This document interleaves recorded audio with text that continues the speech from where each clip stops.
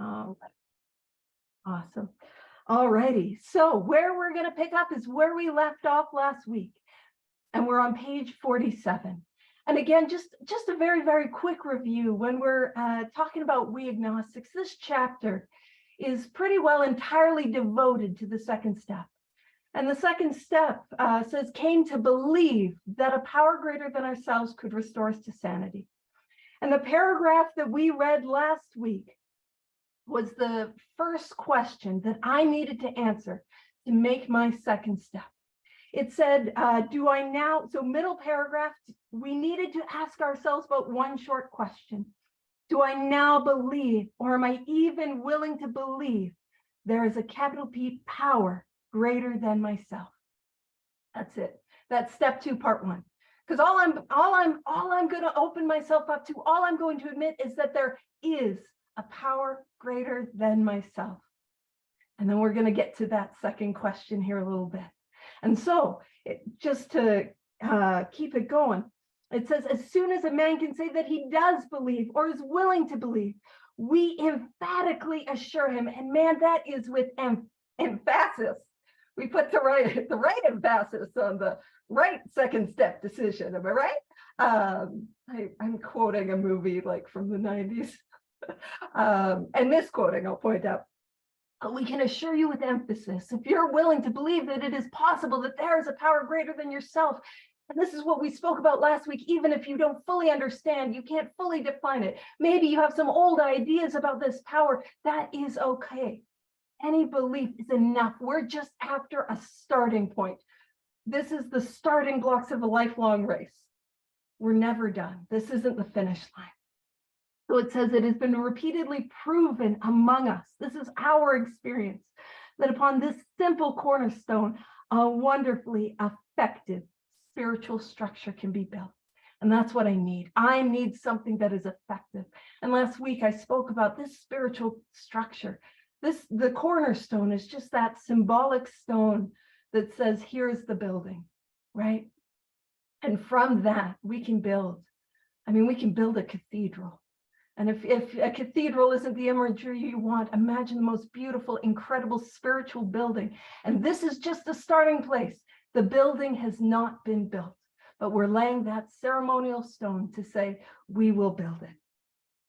So it says that was great news for us. And I know that this was great news for me because I overcomplicated the heck out of the second step. I thought I had to know what God was. I thought I had to define that power. I thought I had to have my spiritual experience on step 2. I thought I was supposed to be walking hand in hand with God on the beach, and that had not happened. In part because I live in a landlocked province and we don't really have beaches, but also it was just starting with belief. And so this was great news to us, for we had assumed that we could not make use of spiritual principles unless we accepted many things on faith which seemed difficult to believe. When people presented us with spiritual approaches, how frequently did we all say, I wish I had what that man has. I'm sure it would work if I could only believe as he believes, but I cannot accept as surely true the many articles of faith which are so plain to him. So it was comforting to learn that we could commence at a simpler level. And so what it's talking about here, I don't know about you guys, but I'll just share my experience. I tried a number of different things to get sober and to stay sober. And I took a number of recommendations. And there were times that I had gone to church. And some of the churches I went to, people weren't happy. And some of them, they seemed happy. And I didn't believe everything that they believed. I couldn't grab on to everything that all of them believe. And I often think about these like blonde-haired people that were like playing guitar and just loving life, and I hated them. I was showing up with judgment too, and that's what I was bringing to this thing. I don't have to believe everything that they believe. I don't have to understand the many articles of faith. That would be the doctrines or the sort of saying like of a religion. This is what we believe. This is our article of faith. We believe this and this and this. And it's okay if I don't believe that. And goodness, what I also want to say, if we're coming to Alcoholics Anonymous, if we're coming to 12 step with a religious belief, that's wonderful. That's wonderful as well. All of this, this thing is wide open and it's just a starting place. So it was comforting to learn that we could commence at a simpler level. Besides a seeming inability to accept much on faith, we often found ourselves handicapped by obstinacy. I didn't know that word, but I lived that word. That word is stubbornness. I am stubborn. And then it goes on to say sensitiveness. Now, when we talk about the alcoholic sensitiveness, I've got some bad news because it was bad news when I heard it. Because I would often go, oh, I'm just so sensitive. And it was another, oh, we're on page 48. Sorry, very top of page 48. Welcome. I'm so glad you're here. And so I would be like, I'm so sensitive. And of course, it was another alcoholic who pointed out, sensitive is just a synonym for self-centered. And the sensitiveness that we're talking about here is not crying at the, dog food commercials. What we're talking about is, me making it about me. Then goodness, I was riddled with sensitiveness and unreasoning prejudice. And if we remember from last week, to have prejudices, to prejudge, to have an opinion of something that I have not yet experienced. And of course, I came to the second step with these old ideas, with these old prejudices, these ideas of what I thought you meant when you use that word God, right? And that is our experience. And that's what I love, is the book meets us where we're at. And it says many of us have been so touchy, sensitive, ooh, I don't like it, right? That even casual reference to spiritual things made us bristle with antagonism. Antagonism is that hostility. And to be bristled is to be filled with or to be irritated by. And so you mention God and I get angry and I get defensive and I don't like it. And it says this sort of thinking had to be abandoned. Abandoned.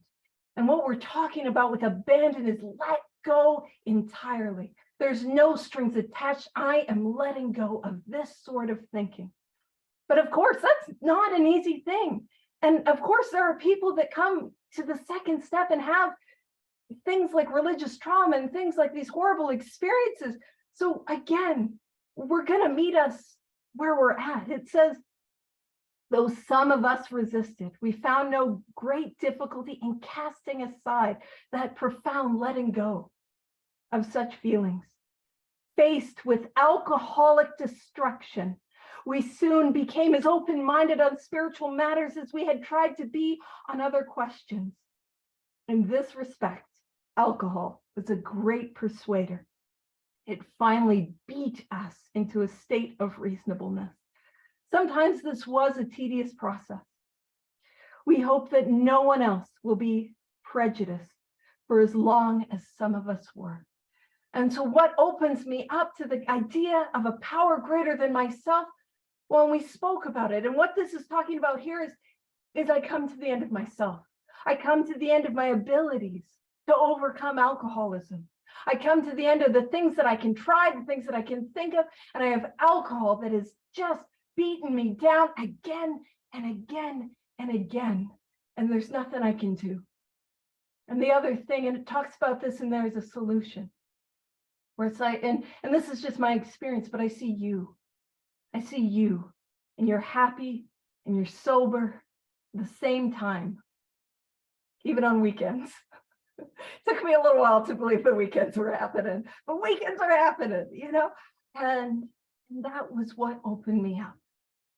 Now, and of course, that's many of our experiences, but keep in mind, this book was written to go out into the world and carry this message. And I might be an alcoholic alone in the world and not have the privilege of meetings, Zoom meetings, intergroup, central office places to call. I might not have that ability. I might not have that privilege. I might be alone with this book. So I can read the stories and see the hope that's on offer there. But also, the book is going to give me good reason on why I should change my mind about belief in a power greater than ourselves.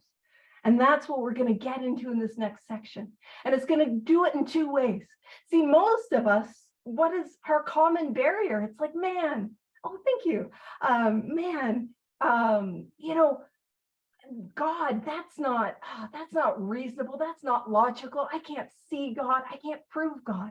And what we're getting into is we're using reason and logic to give us a good reason why we should change our mind.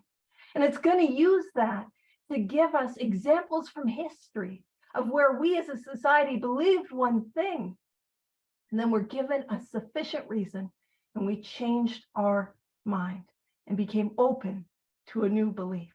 And so that's what it's doing. And because I know for me, when I first came, my very first sponsor, she was like, yeah, I was struggling with the second step. She's like, read We Agnostics. And then, we're talking about electricity and a prosaic steel girder. I'm like, what are you on about? It made no sense to me. So we're going to break it down.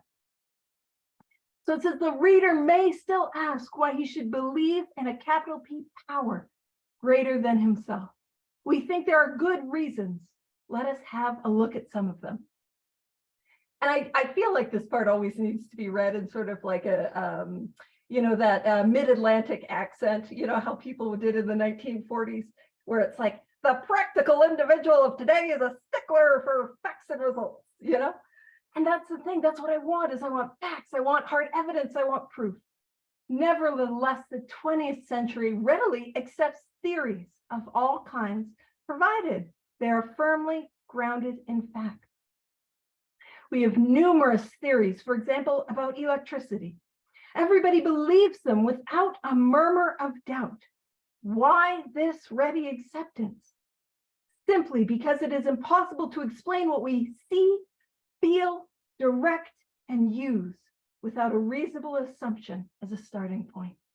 And welcome, if you're just joining us right now, we're on page 48. And we're just almost at the bottom of the paragraph. And so what it's talking about here, in step one, I realized that I have no power. And step two, what I realize I need to do is open myself up to belief in a power greater than ourselves. And what we're doing right here is we're using the metaphor of power to explain the spiritual power that I need. Now, of course, I didn't get that, and I bristled with antagonism when I read this. But a lot of what we say is like, man, I don't see God. And that's the thing, is I don't see electricity. And I want to understand God intellectually. But I'll be honest with you guys, I don't understand electricity. Like I understand like ohms and voltages are a thing. And that's the good news, is I don't need to understand it. And that's the thing, like with God, electricity, I don't see electricity. So I can flip the switch behind my head and the light will go off, and I can flip it and the light will come on, and I won't see the electricity. What I will see is the results of electricity. And that is often the case in the spiritual journey. Often what I see first is the results of God, the results of that power. And I love that it talks about this, because it says simply because it is impossible to explain what we see. So we do, and I promise you, my experience is the more that I do this work, the more that I see with that spiritual lens, the more that I live in that fourth dimension. And regularly I speak about, that spiritual awakening in a number of different ways. And for me, it's often like a new operating system. So I do see God in a new way. And it says, feel, direct, and use. And that's what we do with electricity, but that's also what we do with this capital P power. I see it, I feel it, I direct it, especially when I'm sitting down and working with others. And this is where we start, right?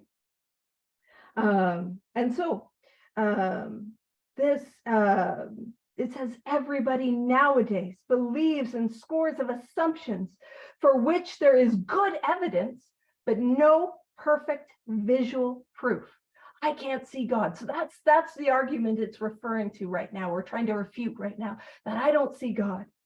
And it says, and does not science demonstrate that visual proof is the weakest proof? So being able to see something happen in science is not the strongest form of evidence in science. That's what it's saying.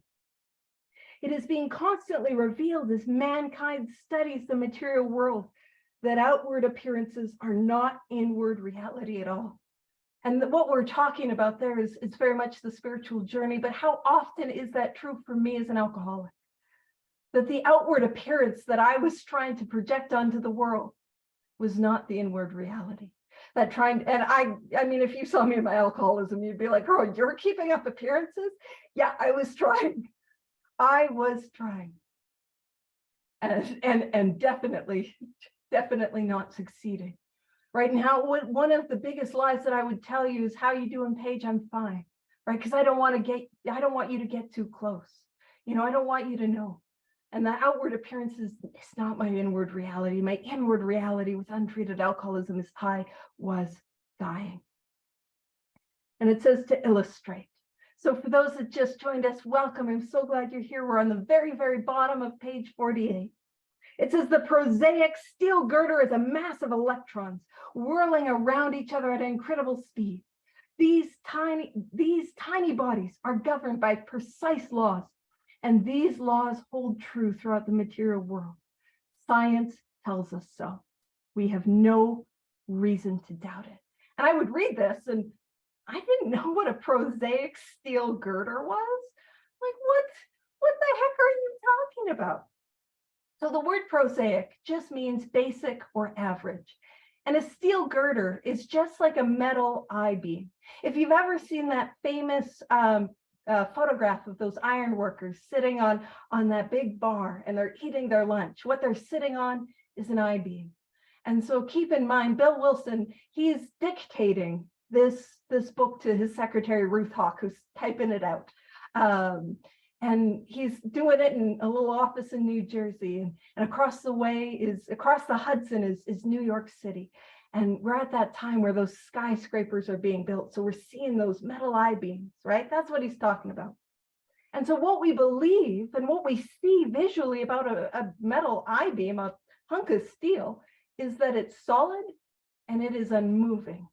And I can see that and I touch it, and that is what I believe.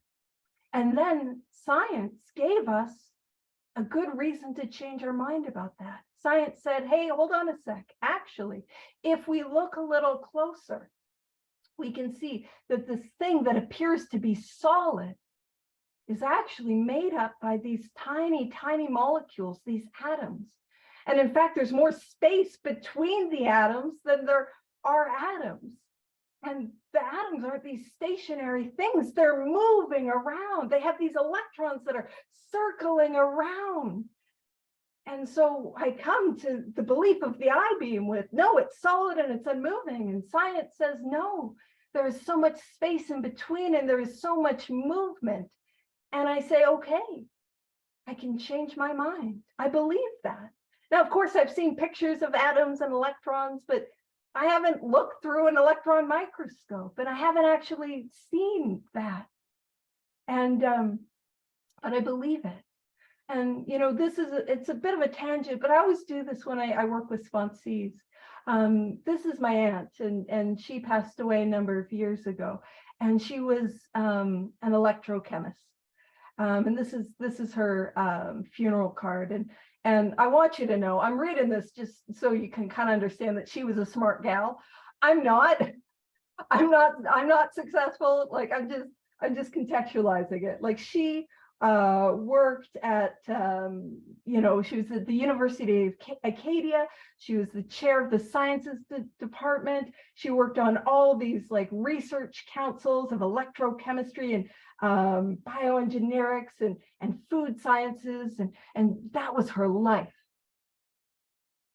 And you could imagine a bit of a type A personality. You know what I mean? Like she served like 12 consecutive or 3-year terms as Secretary General of the International Society of Electrochemistry. You got to be a little type A for that.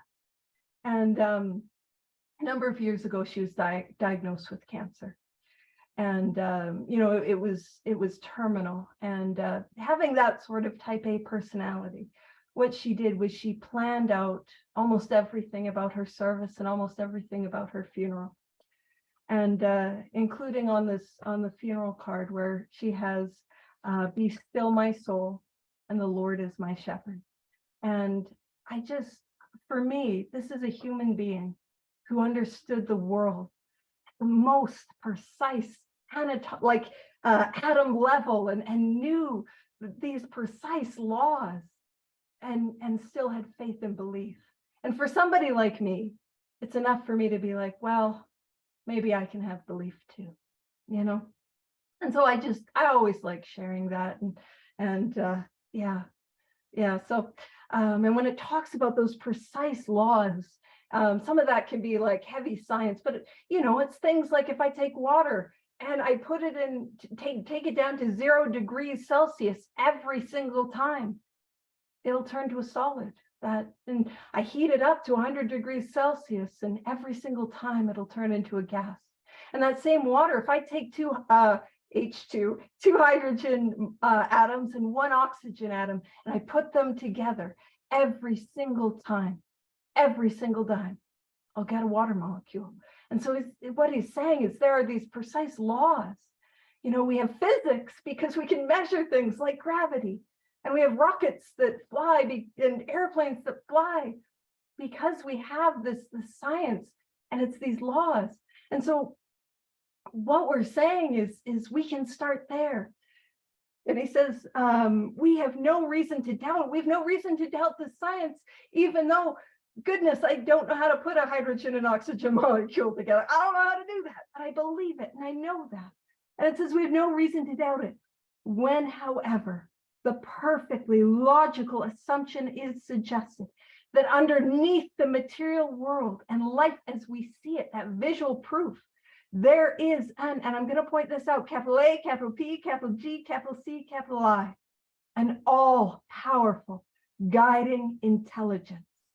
Right there, our perverse streak comes to the surface, and we laboriously set out to convince ourselves it isn't so.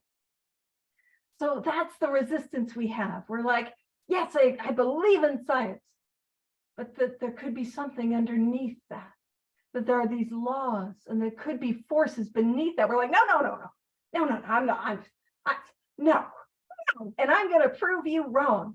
And that is one of those defects, if you're wondering, that I've found. It's self-seeking, because I don't just need to be right. I need to be right with an audience. I need y'all to agree with me. Just if you're wondering, that's, again, I'll just casually share my inventory as we go through We Agnostics.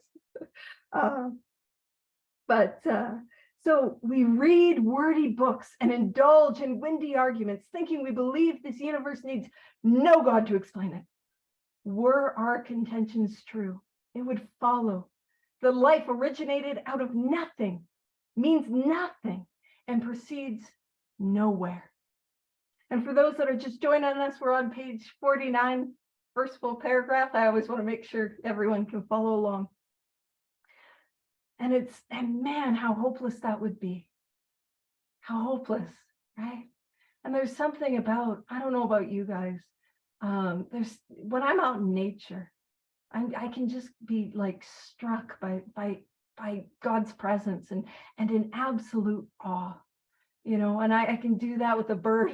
I like birds flying overhead, but if you've ever held a newborn baby, that awe, that life, and to hold that baby and to think, man, it means nothing. That doesn't feel right. That doesn't sit right. At least that's my experience, So it says, instead of regarding ourselves as intelligent agents, and I love that word agents. When we get to step 3, we're going to talk about how we're going to be an agent for God and show up to life and work for this power that just now we're just believing in.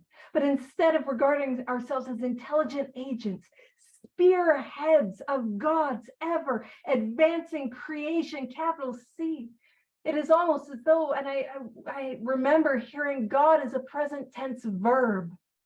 God is here and now, and God is a verb, creation, creating, right?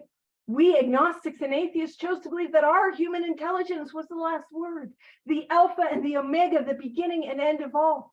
Rather vain of us, wasn't it? And I mean, I cannot say that my intelligence is the last word. I could not think my way out of alcoholism. And it says, we who've traveled this dubious path beg you.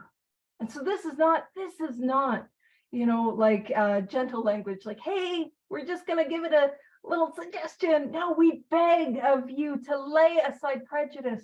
And what we're saying is just lay aside those old ideas, those preconceived notions that we might have about God, about spirituality, about this power. Just lay those aside. Even against organized religion. And so again, the book is meeting me where I was at, and us where we're at. A lot of us struggle with organized religion. And it says we have learned that whatever the human frailties of various faiths may be, those faiths have given purpose and direction to millions. And what I can say is when I got here, I had no purpose and I had no direction. And again, I think of those people who had faith and had belief and maybe had a guitar and they were happy. And they seemed to be able to show up to life in a way that I couldn't. And I don't have to believe all that they believe. That's not what's being asked of me. And when I come to the rooms of 12-step, what I just need to do is believe that maybe you guys aren't lying about the experience you've had. And even though the rooms are full of human people, not saints, and if you don't know what I'm talking about, please get involved in service. You will write that inventory. So even the human frailties of 12-step members, right? Lay aside our old ideas. And it says people of faith have a logical idea of what life is all about. Actually, we used to have no reasonable conception whatever. We used to amuse ourselves by cynically dissecting spiritual beliefs and practices when we might have observed that many spiritually minded persons of all races, colors, and creeds were demonstrating. And that for me is that key word, demonstrating a degree of stability, happiness, and usefulness, which we should have sought ourselves and throughout all of mankind and human history. One of the common themes is there has always been a belief in a power greater than ourselves. It might look a little different in different cultures and different practices, but that is a common thread of humanity. And that's the thing. I'm coming to this second step at the end of myself. I have not been able to even a little bit, demonstrate any sort of degree of stability, happiness, and usefulness.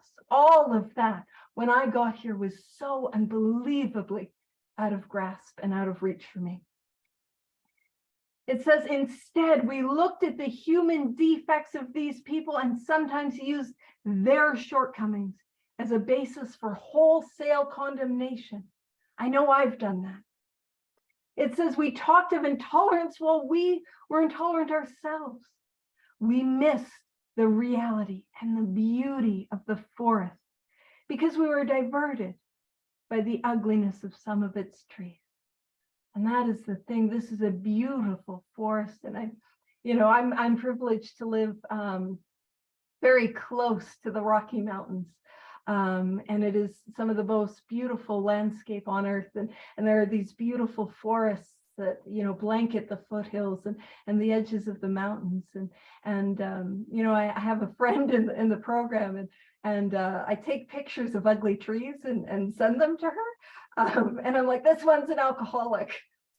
And we joke about the ugly trees. But that's what I want to do, is because so often in my life, I fixate on the negative. And I miss the beauty and the love and the joy that is truly on offer. And man, the more that I do this work, the more that I'm able to even find the beauty in the ugly trees. And what that means for me on a deeper level is the beauty even in the broken people, even in the people who do bad things. Find that beauty and that love and that compassion. And goodness, that is not my own. I am deeply flawed and frequently wrong. And so, by the way, if you disagree with anything I say in the Big Book Study, deeply flawed, frequently wrong, that's okay. All right. So it says, in our personal stories, you will find a wide variation in the way each teller approaches and conceives of the capital P power, which is greater than himself. And that's the thing. It goes on to say, whether we agree with a particular approach or conception seems to make little difference. It does not matter what I think, and goodness, it doesn't matter what I think about your conception. Experience has taught us that these are matters about which, for our purpose, we need not be worried. Again, that's our experience. That is our experience. They are questions for each individual to settle for himself. And this is what I love. It says on one proposition. So we have a wide variety in beliefs and conceptions and a whole variety of things that we bring to the notion of what a power greater than ourselves. But this is one thing that we can all agree on. So it says on one proposition, however, these men and women are strikingly agreed. So when we're talking about this, well, of course, we're talking about the first 100 men and women who found this way of life, that they were united on this one proposition that they could all agree with. But again, this book is an experience-based textbook, and the more of us who follow its directions, the more of us who have this experience, the more that is all of our experience. So this goes on to say, really, on one proposition, we here and now are all agreed. And it says, every one of them has gained access to and believes in a power greater than himself. And I love the order. It says gained access to and then believes in, because it is far more important what I am able to gain access to than what I believe. What I believe is just a starting point. And if I don't follow that starting point up with any action, I will drink again. I will pick up again. And so gained access to is far more important. And it says this power has in each case, and again, this is our experience, each case accomplished the miraculous, the humanly impossible. And what is miraculous and what is humanly impossible? Contented sobriety for an alcoholic. Sobriety without the mental obsession, freedom from the mental obsession. That is miraculous, and that is humanly impossible, and that is on offer for us. And it says, as a celebrated American statesman put it, let's look at the record.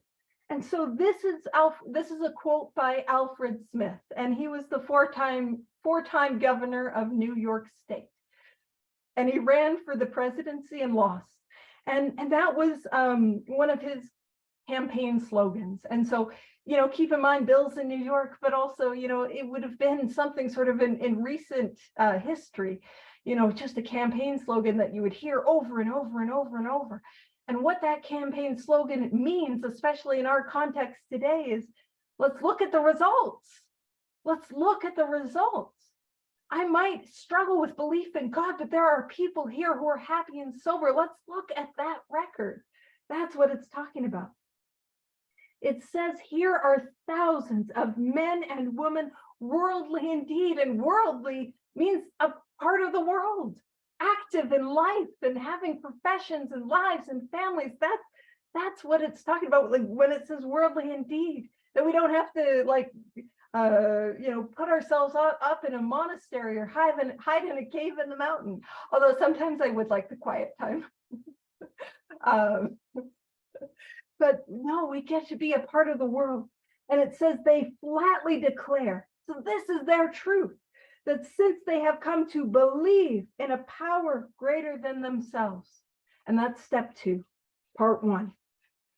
And to take a certain attitude toward that power, that's going to be step 2, part 2. We're not there in the reading yet, but that part 2 is that God, this power can relieve me of the mental obsession to drink again. That power can restore me to sanity. That's what it's talking about. So when it says that certain attitude toward that power, that God keeps me sober, that's the attitude. And to do certain simple things. Man, I gotta follow the second step up with some action. Oh man, do. And the simple things that I need to do very simply, the 12 steps. That's what I need to do. And then it says, there has been. So this is the result.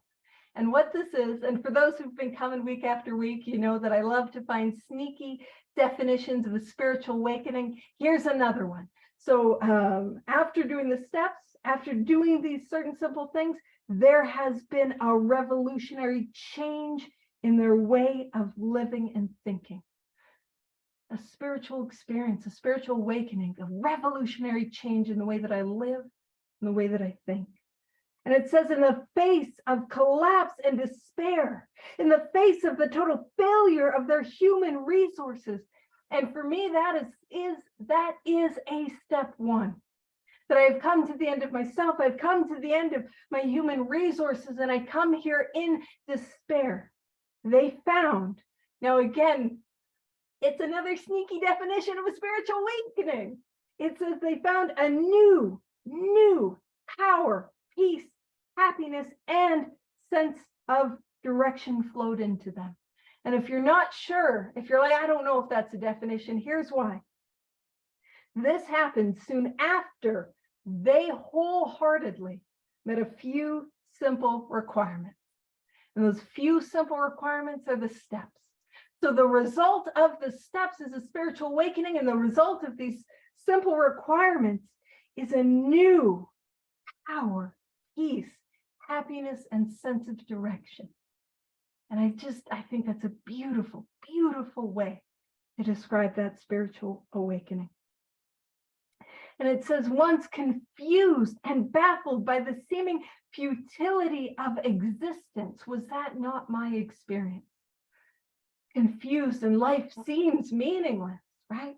They show the underlying reasons why they were making heavy going of life, leaving aside the drink question. They tell why living was so unsatisfactory. And what I have found is in the readings on step one, we really focus on the twofold nature of the illness. In step one, we hammer home obsession and allergy. We hammer home the lack of choice, and we hammer home the lack of control.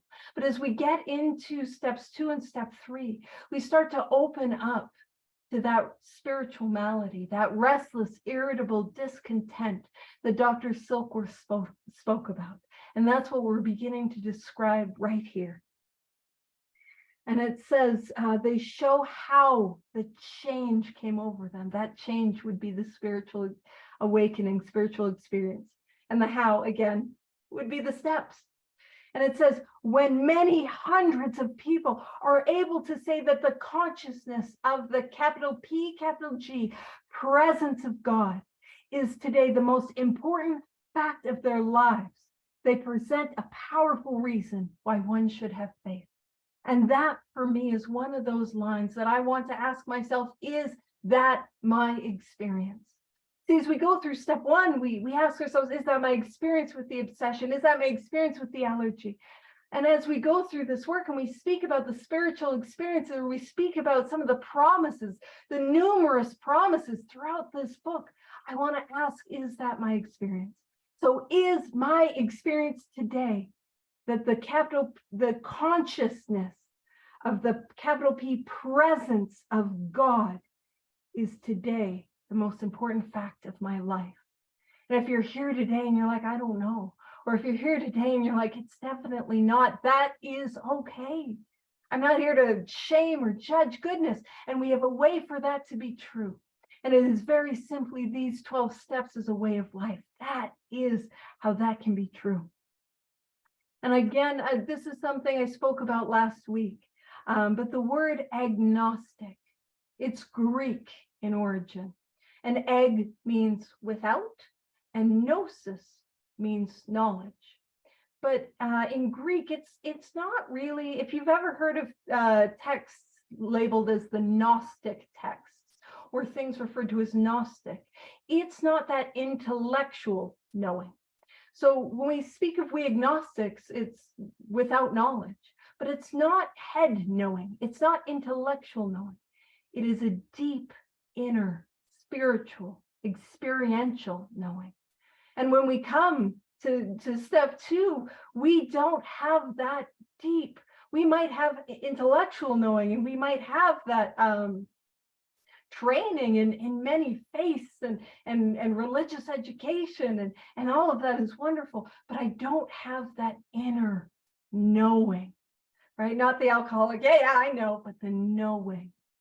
And what I love is in step 11 and in when it talks about conscious here in this sentence, conscious is Latin in origin, so this is just a coincidence, or is it? You know what I mean? And con means with, and sire or shus, it means knowing. So we go from without knowing to, as a result of taking these actions, consciousness with knowing. And I think that is a beautiful and wonderful thing. And I'm so sorry for people who were here last week who were like, oh, I thought she was done with the etymology lessons. No, it wasn't. I wasn't.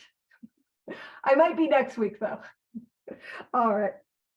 So it says, so now what we're talking about is how we progress and how we as a society have made progress, and we have grown and been able to lay aside our old ideas. And that's what we're going to be asked to do in our spiritual life. So it says the world of ours has made more material progress in the last century than in all the millenniums which went before. Almost everyone knows the reason. Students of ancient history tell us that the intellect of men in those days was equal to the best of today. And so what we're talking about is, you know, if you throw me back into, you know, caveman times, or you even throw me back to like the Aztec civilizations or the Inca civilization, or you throw me back to the Middle Ages, I'm not smarter than any of them. I have more access to knowledge because of Google, but I'm as smart as, like, we're of equal intelligence. So human beings have always been as smart as they are, you know, in modern history. So what was holding them back, right? And it says the spirit. So it says, yet in ancient times, material progress was painfully slow. So scientific growth, scientific progress, building, constructing, it was not as quick as it's been in the last few hundred years. And this is why it says the spirit of modern scientific inquiry, research, and invention was almost unknown. And that's so often what I come to the idea of a power greater than myself with. That, oh, I don't want to seek or explore or learn and grow or experience. And that's what this is all about, experience, right? So what I'm going to be asked is to seek to explore, and I do that through the work of these steps. And it says, in the realm of the material, men's minds were fettered by superstition, tradition, and all sorts of fixed ideas. So we had a set way of doing things. We had some old beliefs, and yeah, we know and we don't want to do it. You know what I mean? And that's what I come to step 2 with so often. And so these are 2 examples of where we believed one thing, were given it some evidence, and believed another, given some proof. So it says some of the contemporaries of Columbus thought a round earth preposterous. Others came near putting Galileo to death for his astronomical heresies. And I love the example of Galileo. With Columbus, they didn't really believe that the world was flat. Most people believed at that time in history that the world was round, but possibly that it was smaller than it really was. And so they were given some evidence that, you know, the world is round and it is larger, and changed their mind. Now, Galileo, why Galileo is so exciting is Galileo came to society, a society that believed Earth was the center of the universe. And that was the belief, and that was the belief of the church, and that was the belief of society, that the Earth was the center of the universe. And Galileo, he's looking in his telescope and he discovers, no, the sun is what is at the center. And they almost put him to death for saying that. And I think that's such a beautiful metaphor for what we do in the spiritual journey. Because I don't know about you, but that idea that I come and I think that I am the center of the universe. And I come to find out I'm not. And it's a bit of a rude awakening. And I also want you to know, I am kind of joking about it, but I didn't come thinking like I'm the most amazing, wonderful person. I'm the center of the universe. No, I thought I was the most awful, worthless human being that ever existed. And I ruined your lives just by being around it, that sort of center of the universe, that sort of center of the universe. And so what I need to do is get me out of the center. And what do I need? I need the sun at the center. And I love the metaphor of God as light. And I just think it's so beautiful. And we see it so many times in this book of God as light. And so what needs to be the center, what needs to be the central fact of my life is that light, that power of God. And so we asked ourselves this. So these are questions to ask myself. Hey, are not, and if you're just joining us, we're at the very bottom paragraph of page 51. Are not some of us just as biased and unreasonable about the realm of the spirit as were the ancients about the realm of the material? Do I not have those same old ideas that I need to let go of? It says, even in this present century, American newspapers were afraid to print an account of the Wright brothers' first successful flight at Kitty Hawk. And Kitty Hawk is just a small town in North Carolina. And so had not all efforts at flight failed before? Did not Professor Langley's flying machine go to the bottom of the Potomac River? Was it not true that the best mathematical minds had proved that man could never fly? And so what we're again using is science and reason and logic to give examples of why I should change my mind about the idea of a power greater than myself. And so it's going to use, and we're going to see it a couple times more, we're going to use the example of the Wright brothers. And the Wright brothers were two bicycle repairmen that lived in Kitty Hawk, North Carolina. And they were able to build an airplane. But science had said, no, there's no way man could ever fly. It's not possible. And one of their sort of rivals in building the airplane was this guy by the name of Professor Langley. And he was in Washington, D.C. And he got a lot of money, a lot of research grants, a lot of resources to build an airplane, a flying machine. And with all those combined power and resources and money to throw at this problem of how we can build a flying machine, he built one, and it launched and crashed into the Potomac River. And the Potomac is just a river that goes outside of Washington, D.C. And so they saw that and they're like, yes, that is evidence that man could never fly. That is what we believe. And then these two bicycle repairmen were able to build an airplane, and it flew for something like just 11 seconds, And we were able to change our mind. And that's one of the things when we get to we see that metaphor used again and again. It's important to understand that the Wright brothers did not have the airplane. They did not have it yet. And so what we're coming to is this belief in step 2. We don't have our own spiritual airplanes yet. We don't have the spiritual awakening yet. We don't have that yet. We're just believing it could exist. And so it says, had not people said that God had reserved this privilege to the birds? Only 30 years later, and the conquest of the air was almost an old story. And airplane travel was in full swing. And now we can believe in the airplane because we see it all around us. And I mean, Bill, we read about the story of him and Evie chartering that airplane to complete a jag, and the marching band that greeted them. And oh, that was not a good trip, right? And we believe in the airplane. And it says, but in most fields, our generation has witnessed a complete liberation of our thinking. And that's what it's talking about. The idea that we went from absolutely man could never fly to, okay, I believe there can be an airplane and we can grow from there. But then it blows itself wide open, and we're going to see how open-minded that we were about the idea of the airplane.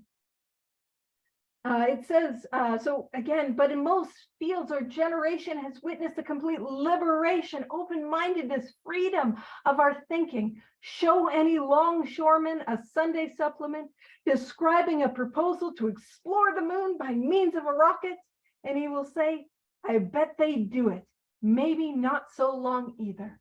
And for those of us who live in a landlocked part of the world, a longshoreman is a dock worker. So it's saying, show any like average Joe blue collar worker. And a Sunday supplement, if you've ever seen any of those old like musicals or movies where you have the little like newspaper boy and he's going, extra, extra, read all about it. The extra is the Sunday supplement. So it's an extra story that was added to the newspaper on Sundays. So it's saying, show any average Joe, you know, a newspaper article that has this idea that we'll go to the moon one day. And it says, I bet they do it. Maybe not long either. So we've opened ourselves up wide to this idea of a power, to this idea of hope. And one of the things that I love is this book was written when that idea of going to the moon by means of a rocket was like, oh, maybe one day we'll do it. Maybe not so long either. And we still, this solution still works for alcoholics. And we haven't found an alternative solution for those of us who have alcoholism as described in this book. But we had a rover on Mars that was up there so long it died, and they're launching rockets all over the place, and that tells me that this really is an illness over which I could have no power, because there is money in this thing, in trying to fix, cure, manage this thing. And I come here and I can't pay for it. You know, I can't throw science and intellect at it. I need to open up to the belief in God and follow that up with actions, and that's what does it. And so it says, is not our age characterized by the age with which is not our age characterized by the ease with which we discard old ideas for new, by the complete readiness to discard, the complete readiness with which we throw away the theory or gadget which does not work for something new which does. And that's what's being asked of me. My old beliefs, my old ideas are not working. They are not serving me. So can I lay them aside and try something new? Try something that works. Because I see it working in your life and the lives of those around me. And I think that's probably a really good place to leave it. And what we'll do is we'll pick up next week in the bedevilments. Right, bedevilments. And one of the things I love, by the way, is I love using old-timey language. So next week, come, and if you are positively bedeviled or bristling with antagonism, don't worry, we'll get you started on the right path on how you get some freedom from it. So again, I want to thank you guys for this opportunity.